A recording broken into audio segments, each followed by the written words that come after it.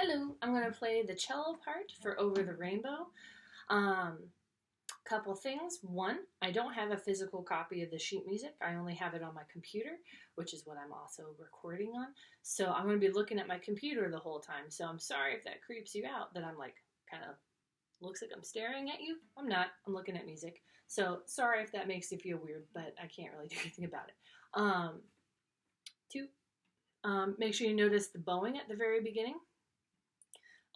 The slurs are crossed out. It might be a little hard to tell, but they are, and they are marked up, down, up, down. So you're starting up bow by the tip, and then there's a bow lift at the end of measure 2. For cello, also make sure in measure 19 you are shifting. Okay, you shift for 2 measures. You shift for 19 and 20, and then you go back in measure 21. So I just want to quickly demonstrate what that is. So you're shifting on was F sharp, which is 3. We're going to put 1 there, and then 2 will go where 4 would go, and then 4 is on your shifting sticker, which that note is A on the D string. So you're going to go 1, 2, and then it changes the G and A, and then the last A you can switch to open A and shift back. Okay, you're going to see me do that. That's the only time you have to shift in this piece. But you want to try to do it, otherwise you're doing a million string crossings, and that's actually a lot harder. You could always practice that, just for the sake of practicing string crossings with slurs, but the shift is actually a lot easier. You just have to practice doing it, and then it becomes a lot easier. And that's about it. There's some tempo changes that are supposed to be happening in this with some retardandos and things like that. I'm not going to really acknowledge those for the sake of all. It's just going to be a little harder to coordinate and stuff like that if we have people trying to do that. So, so for several reasons, we're going to just not acknowledge the slight pulls and pushes of the tempo, because it makes things more complicated when we're doing things virtually. So here we go, starting at the beginning of Over the Rainbow, cello, starting up bow. 1, 2, ready.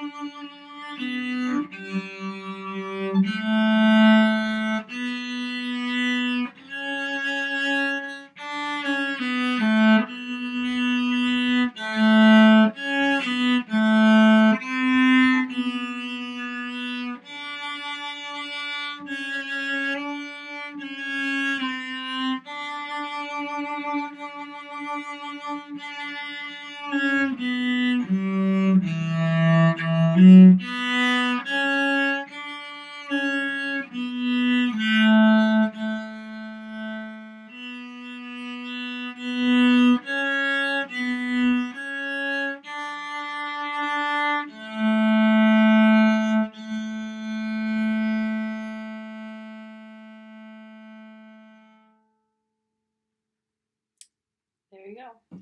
So that was Over the Rainbow. So there's a few spots in there, if you notice. There's the little apostrophe, which looks like a bow lift. And you're like, yeah, I didn't have to do a bow lift. Yeah, those are kind of like musical breaths. If you are in choir, you see that symbol, usually meaning you need to take a breath there. It's the same kind of idea. It's not a true bow lift. It's just like a musical pause, kind of. So you just would breathe kind of into it. Imagine that you're singing the melody, and then you have to breathe because you're singing. So that's basically what that is intended as. So I hope that makes sense. If you have any questions, feel free to send me a message, and I can respond, answering your question. Or I can make a video if you need me to demonstrate something better. I know the shifting thing was like super duper quick. So if you have any questions or anything about that or anything else in this piece, just let me know and I will respond in whatever necessary way I need to. So good luck, and I hope it all goes well.